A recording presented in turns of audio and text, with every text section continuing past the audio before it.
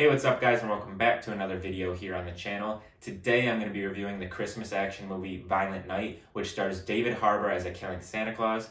I had the pleasure of seeing this in opening night in theaters, and it was just a great experience, so I can't wait to review it. I'm on the road to 100 subscribers before the end of the year, and I'm just a few away, so if you guys like the content that I'm putting out here on the channel, I would appreciate it if you could go down and hit that subscribe button. But without further ado, let's get into today's review of Violent Night.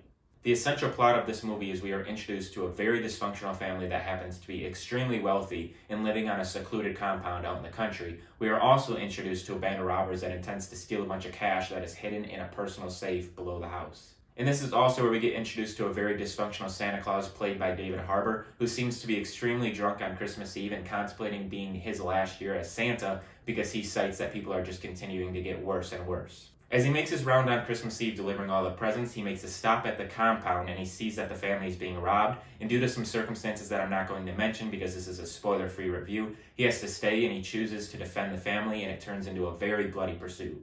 And that is pretty much all I'm going to be saying about the plot because this is going to be a spoiler-free review. I do want to point out a few things just briefly. Although it is a Christmas movie, it is rated R for very obvious reasons. There's some extreme violence and some very harsh language. So this is probably not the Christmas movie to be taking your kids to go to. This would be more of an adult-friendly movie.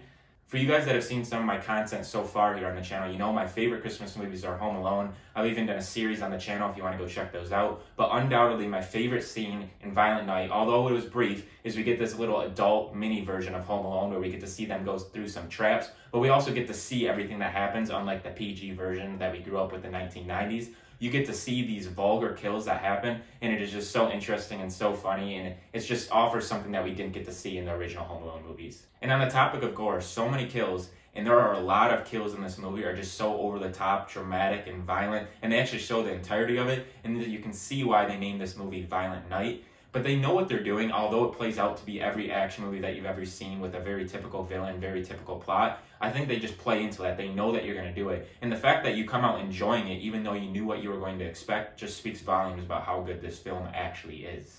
Whoever decided to cast David Harbour as this John Wick-esque killing Santa figure who just goes absolutely die-hard mode on all of these robbers deserves a raise, because this is the exact type of movie that we needed to see wrapping up the 2022 film schedule.